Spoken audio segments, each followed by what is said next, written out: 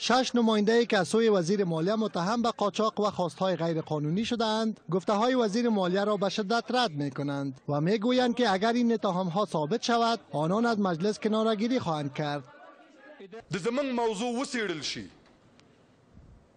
که زه قاچاقبر وم که زه غل وم ما ته دې اتکړۍ واچول شي زه د زندان ته ولېږل شم که نه په همدې تالار کې بې حیثیته شوي یو حیثیت ته مصدمه رسېدلې ده د همدې تالار نه یاده د حیثیت غواړو. اختلاس 3 میلیون دلار جناب زاخیلوال صاحب است. بنا به اظهارات خود کمپانی 31 موتر زیری میاره که باید محصول شود. خود صاحب کمپانی وقتی که سارنوالی را محکم میگیره میگه که ما 3 میلیون دلار رشوت دادیم در بدل از این. و این امضا و سند مرستیال لوی سارنوالی است. اینها واقعا مطابق قانون جرم را انجام دادن، رویشان سیاه شود، از این خانه برن یا هر حکمی که در قبال او شما انجام میدید، و اگر نه کسی که از پشت تریبون خانه ملت افغانستان، خانه عزت افغانستان، به نمایندگان مردم افغانستان توهین میکنه، به ملت شریف افغانستان توهین میکنه، به افراد و شهروندان، ما اگر هر کسی باشیم شهروندی سرزمین هستیم. از سوی هم شماری دیگری از نمایندگان مجلس میگویند که برای بررسی اتهام‌های وزیر مالیه و 6 نماینده مجلس یک کمیسیون ویژه از سوی مجلس نمایندگان ایجاد شود.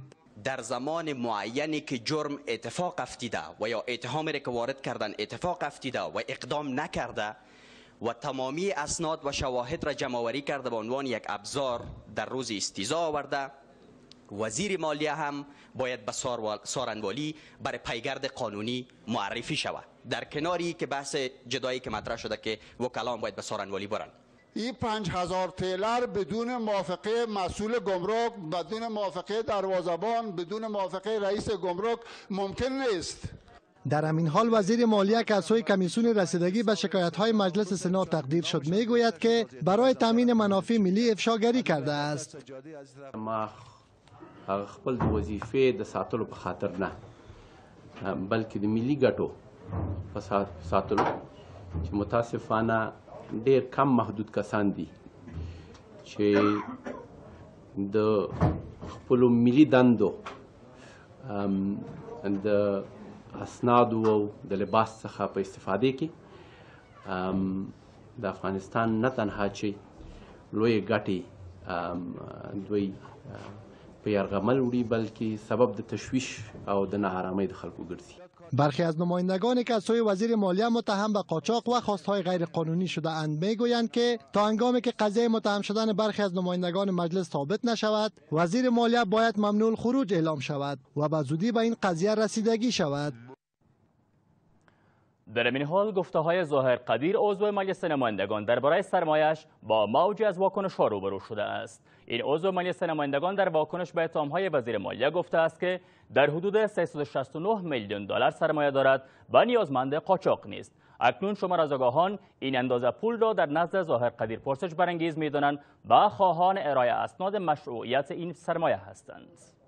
در این باره حسیب مودودی گزارش دارد. به تازگی پرده از برخی از فعالیت‌های شماری از نمایندگان مجلس برداشته شده است. از این میان ظاهر قدیر که متهم به قاچاق آرد است، گفته است که سرمایه‌اش به اندازه بزرگ است که نیاز به قاچاق ندارد. وی گفته است که در حدود 300 موتر دارد و مصرف ماهانه این عضو مجلس نمایندگان در حدود 400,000 دلار می شود. زما دارایی صف د 315 میلیون دلار هغه وخت کې ظاهر قدیر وکیل نه و.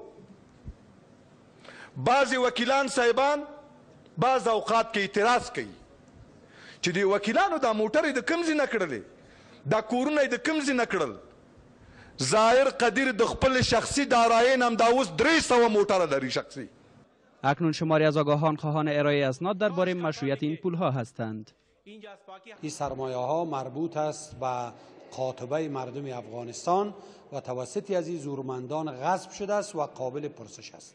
یک کسی در یک ماه 3 تا 4 لک دلار مصرفش است، در خرج خانه سرخانش است.